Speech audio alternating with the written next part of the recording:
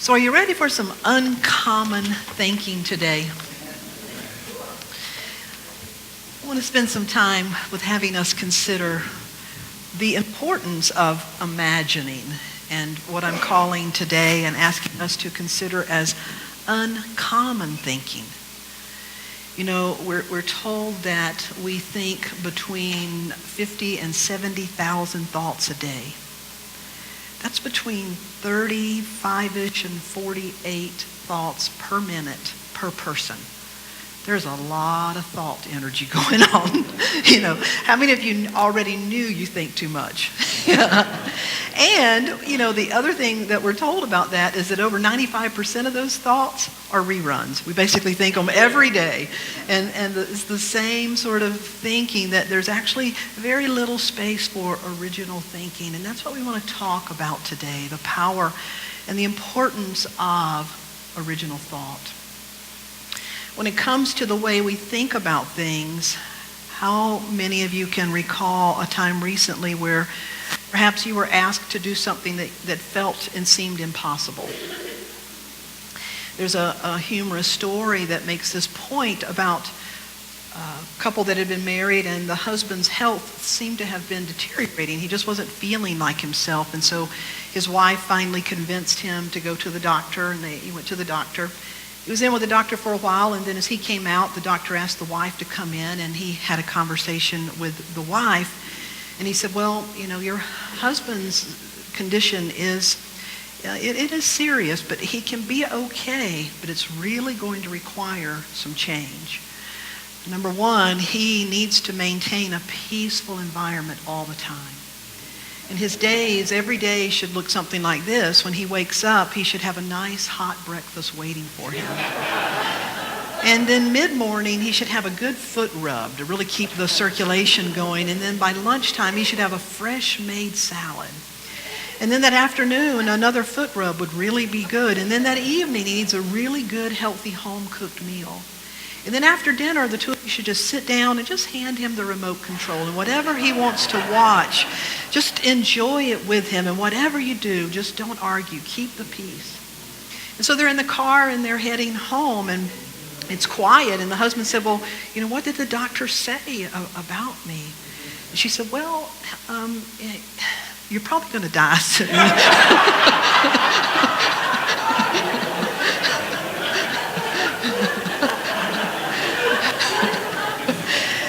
Asked to do something that felt a little impossible. So, uncommon thinking. When we think about uncommon thinking, history bears out that every great innovation, every creative breakthrough, every individual who has transformed or overcome or had your own personal breakthrough, it requires new thoughts. It requires making space for, again, today what we're calling uncommon thinking. To be able to transcend sort of what's always been. If we look back at history, a banker once said that the horse-drawn carriage would never go away. We would always depend on that, and those automobile things were just for a select few group of people. That person was talking to Henry Ford and failed to invest in his automobile. There's been many others that we can think about. We know that a band was told that boy bands and electric guitars, there's just no room for that in the United States, and so a record label turned down the Beatles. We also know that when the locomotive, when the train had been invented and they wanted to use it to transport people, that a whole group of doctors went on the record as saying, it will kill people. They cannot breathe if they're moving that fast. And yet, so we know that the things that were once common and ordinary, that today are part of our everyday culture because somebody dared have uncommon thinking. Two brothers in Paris who were working with short films, some of the first to be able to capture films and show an audience these films. One of the things they recorded with the camera was a train. It was a train coming toward them. And so they gathered a small group of people that sat and watched this little short video, and when the train started coming, all the people got up and ran out screaming, because this was in the late 1800s and they had no frame of reference for what was coming at them. It was something that was so foreign they couldn't comprehend it. And we can think about that as sort of the screen of our mind every day, and how every day is playing out the ordinary and the known and the common. And so then the question becomes, how do we make room for these higher ideas? How do we make room for this imagination to really take root? And not only does science bear this out, but our scriptures bear this out as well. That the way things change are because someone dare hold an idea that seems to be before its time. Ideas that you could really consider and think about when the culture for the time said that a person's worthiness and a person being clean as far as God was concerned, the entire culture believed that it depended upon the priest and the rituals. And then this person comes along and says, no, it depends on the purity of your heart. That was uncommon thinking. And it's always uncommon thinking that leads us to the breakthroughs as a society, as a family, as an individual. And so today we want to look at how we can have uncommon thinking in our life, how we can begin to practice it. And so when we think about our thoughts lead to what? Our actions. And so in our physical body and in symbolism, our hands are often used to represent our actions. That when you see hands, typically, they're telling you about how we take action. And so there's some things that we can learn through our hands that can help take us, sort of work yourself backwards to how do I begin to open myself up to higher ideas, higher ways of thinking. And the first posture, the first thing that is very important is what's simply called empty hands. Just the posture. Hold your hands like this a second. Just empty hands. What it feels like to have that space. In the Zen tradition, it is said that in the beginner's mind, in the empty mind, there are many possibilities. But in the expert's mind, there are few. Do you have a practice for creating empty hands or empty mind? In the scriptures, the psalmist David said, create in me a clean heart and renew a right spirit. What he was essentially saying is, create in me a clean slate, create in me empty hands, so that I can let go of all that I've been holding on to. There's the saying that we are reborn. Well, if you really think about it, every day that you wake up, you are reborn. Every morning we are reborn. And to greet every morning with empty hands, with a new idea and a new possibility about what is possible for you. When scientists were working with chimpanzees and wanted to capture them, to study them, not to harm them, but to capture them, to study them, they learned something very quickly. They learned that the chimpanzees loved a piece of coconut. And so what they would do, they would create something with a little teeny hole and they'd put some coconut in it. And so the little chimpanzees would put their hands down in it and they'd grab the coconut and then they would not let it go. And so what happened, and they would sit there and allow themselves to be captured because they were holding on and they would not let go. Now, it sounds kind of strange to do that, but if you got anything in your life that you're holding on to, and the things that we hold on to and that we hesitate to let go. You may remember the Zen story about the two monks who had taken the monastic vow of cleanliness and of silence. And as they were walking back to their monastery, they happened to come across a little stream of water, and they saw a young Japanese woman with her beautiful silk kimono. And the woman was standing at the edge, and she was hesitating to walk through the little stream because she knew that she was afraid of the water, and she knew that it would mess up her beautiful garment. And so one of the monks just simply stepped over and offered his hand. He picked her up, and he carried her over and put her down, and they went on their way. And so they continued to walk for several hours until that evening they reached their monastery, and the other monk just seemed to...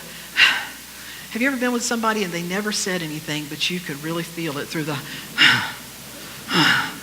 Well, he was really sensing that the other was pretty upset.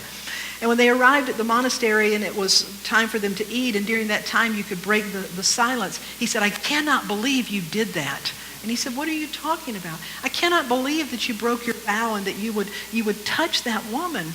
And he said, "I saw a need, and I used my hands to respond to the need. I simply carried her that she may go on her way."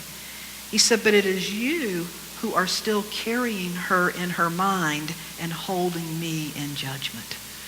You know, the power of empty hands is to realize that to cultivate the space to say that I'm open and receptive, to be reborn every day and every morning, allowing yourself to believe that what is possible for you, perhaps something is possible today that you did not understand before. Perhaps today is the day that you'll experience the breakthrough. Perhaps today is the day that you will be able to see someone in a new light. And so the uncommon thinking begins with what we call empty hands. But then from empty hands, it goes to what is called inspired hands. Inspired hands are where your thumb and all the fingers touch, but yet they're still open. Inspired hands remind us that we are never alone. It was Emily Dickinson that said, "Dwell in possibility."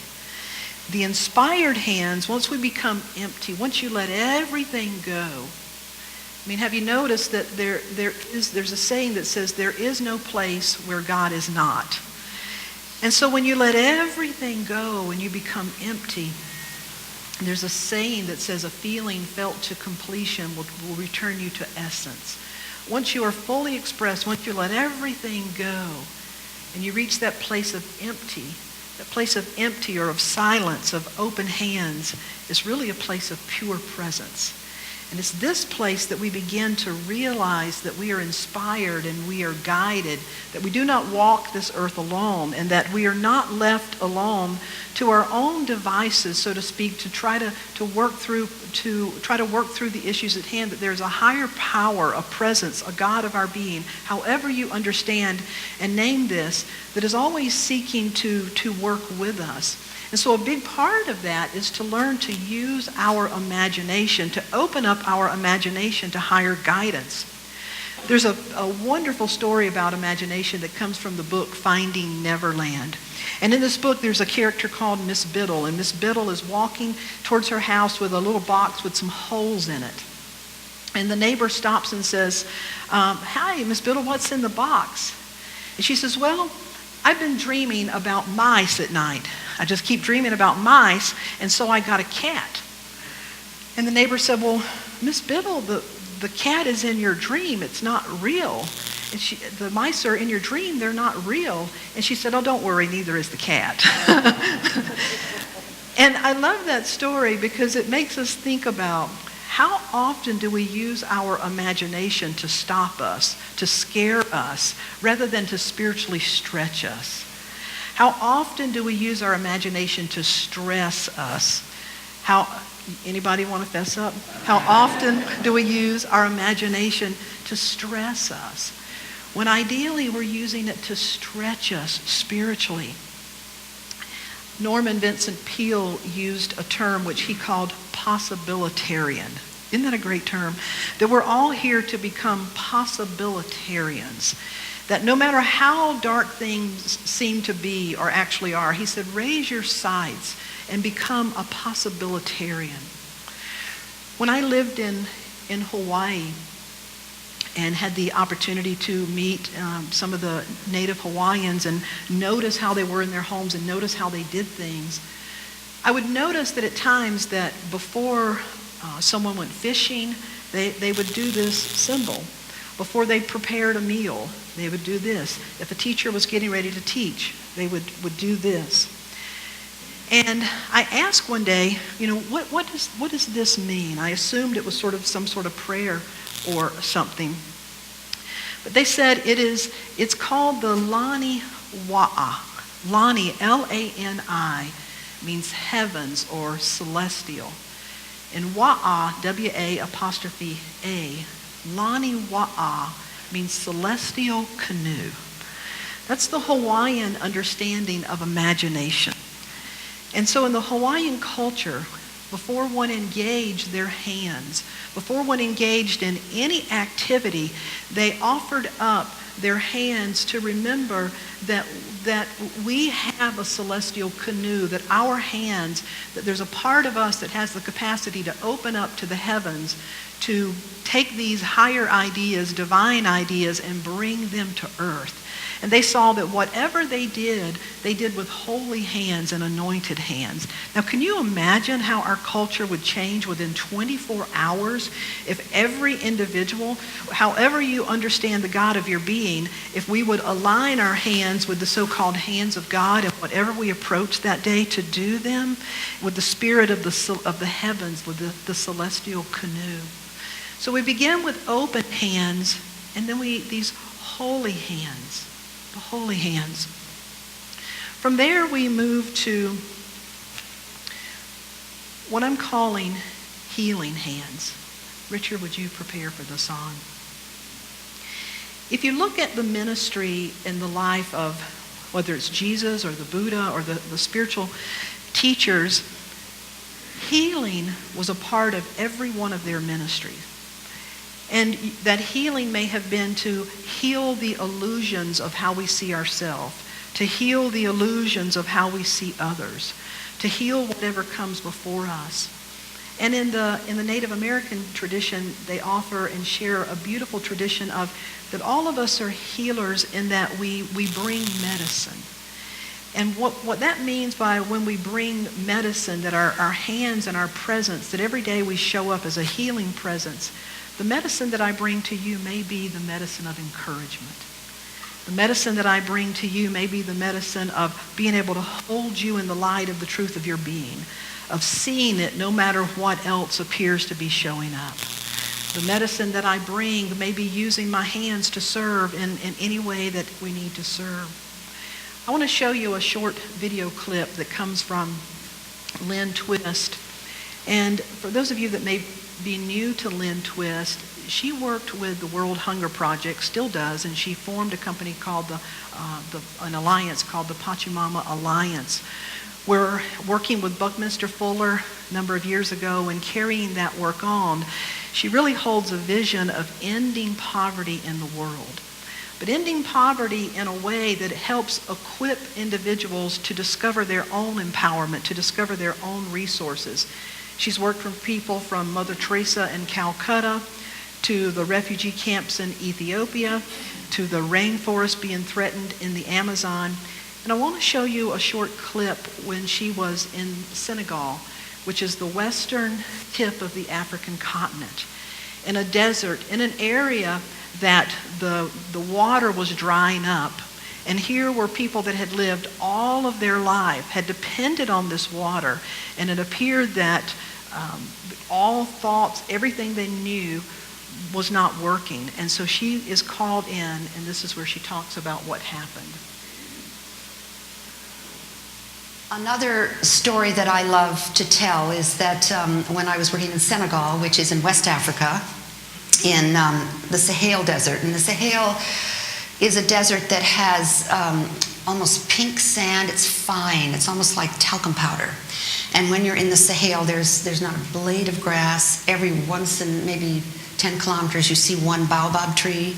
There's really no vegetation. But somehow people are living there. And we were on our way to a series of villages that were about 6 or 7 kilometers apart, 10 of them that were facing starvation, because there had been, even in the Sahel, which sounds like there's never any water, there's even droughts in the desert, and there was a very extreme drought in the Sahel. And when we arrived at the very first village, where we had the opportunity, a group of Hunger Project donors, actually, almost all women and I, there was a group of men sitting in a circle under the baobab tree, which was where they met. And this was a Muslim village, so it was very important that the men were seen to be the guys who were in charge, and the women were, out of the picture. But because I was from the United States, I was treated like a man, so I was allowed to sit in a circle. And my translator was a man, and so he and I sat in the circle, and this is on the sand now, if you can picture this, in a circle of about 17 men. And as we're having this conversation about the drought and what to do about the drought, I feel a presence behind me. And at one point, when I pretended to look at my watch or rearrange my clothes or something, I turned around and I saw this woman who was sitting in the sand. All the women were sitting behind me, kind of. But one of them was kind of inching up. She was like this. And I sort of moved over a little bit and then over a little bit. And pretty soon, she was sitting next to me. First time ever in this village, a Senegalese woman was sitting in the circle with the very proud Muslim men. And she was sitting next to me. And there came a point in the conversation where I had enough clout and authority that I asked if the men would allow her to speak. And so she did. And what she said was, we know that there's water. We, the women, know that there's water underneath this desert. We know where it is. We've dreamed of it. We can feel it. We know it's there. And we want to dig a well to get at it. There's an underground lake. We've seen it in our dreams. We want to get at it. Now, the men, they weren't so big on women having anything to say, number one, and certainly not something so kind of groundbreaking. And so, groundbreaking. Oh, that's good. That was good. But anyway, in that culture, women did the farming, women did kind of everything that was hard, and the men did a lot of talking. But women were not allowed to dig, so all graves were dug by men. They weren't allowed to dig. That was out of the question. But because, I don't know, it was the moment, it was an idea, time has come, they were so desperate, and I was there, and I was totally for this amazing, courageous young woman who had inched her way into the circle. I said, well, would you men give the women permission to try? And the Hunger Project, my organization, will give them buckets, and we'll give them shovels, and we'll give them the simple equipment that they're asking for to go for it, and give them 2 months to find the underground lake. And after much deliberation and all kinds of stuff that I won't talk about because it takes too long, they finally said yes. And the meeting we had the next day, then there was just like, I don't know how many women behind me, and they're inching up. And I move off to the side, and another woman gets in the circle. I move off to the side, another woman gets it. Then the men start moving back, and the women join the circle. And we made a plan. And to get to the happy ending, they found the lake. It was a huge underground lake. They dug for 2 months. The men did nothing. The women did everything. And it saved the lives of 75,000 people who were near starvation in 10 villages in Senegal. Since that time, it's gone on to 17 villages that now have the water, and they're carrying them. And so how are you being guided to inch your way a little bit further and to cross the boundaries of your own boundaries, to open up in ways that have perhaps been uncommon? Empty hands, holy hands, healing hands. When my hands were empty,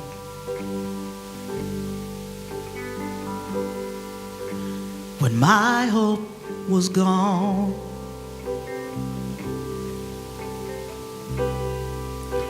I couldn't help but wonder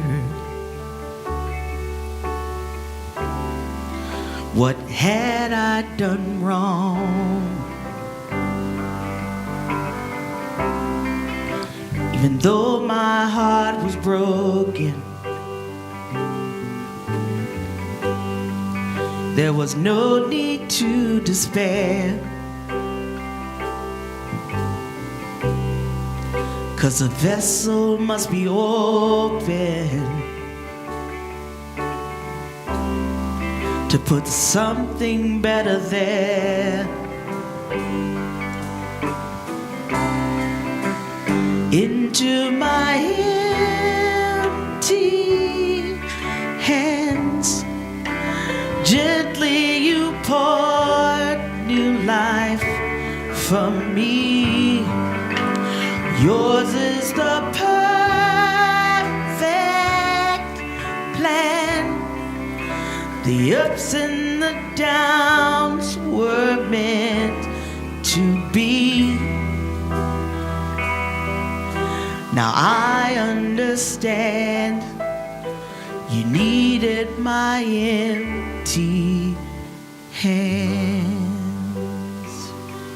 I invite you to close your eyes. And as you close your eyes, to open your empty hands.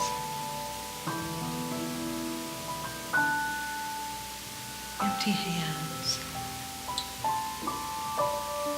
Sometimes without any notice, we find ourselves in a place that it feels like everything has changed, and we stand with empty hands and it feels overwhelming.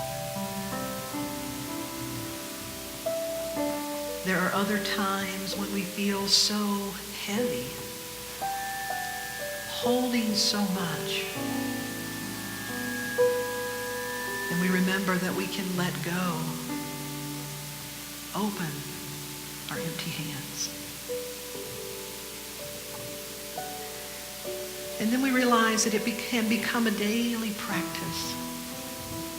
That when I awaken, I give thanks that I have been reborn a new day. And that this day I will dwell in the space of possibility. I will choose to remember that in God, the great I am, all that is, I live and move and have my being. And this God, this great, this all that is, expresses in and through and as me and you and each and every one of us. And as I open my hands in that posturing of empty and availability, from there I can join them together. It's a very tangible, real way of remembering that I am constantly cooperating with life. That I breathe and life is breathing me. That life is beating my heart. That life is animating my very spirit, my very being. That my mind is an instrument of divine mind. I choose to remember that there is a higher power and higher ways of seeing and being, that I can be divinely guided just as these women were guided to know where the water was. You know, where did the intelligence come from that built the pyramids? Where did that intelligence come from? It came from Balani Wa'a. To join forces with the heavenly forces, with the higher wisdom. And then to be able to take that ultimate stance that realizes my hands are healing hands. And I am a medicine woman, a medicine man, that every day I carry the medicine of life, of love, of generosity, of encouragement, of willingness, of peace, of hope, of truth, of beauty. Or I can carry other. But the spirit that we use is using us. And so we enter into this place of uncommon thinking, that we may be empty. To remember that we are always cooperating. Remember that we are the instruments, the hands, the feet, the heart. We are are the incarnation, the physical expression of God incarnate. So it is.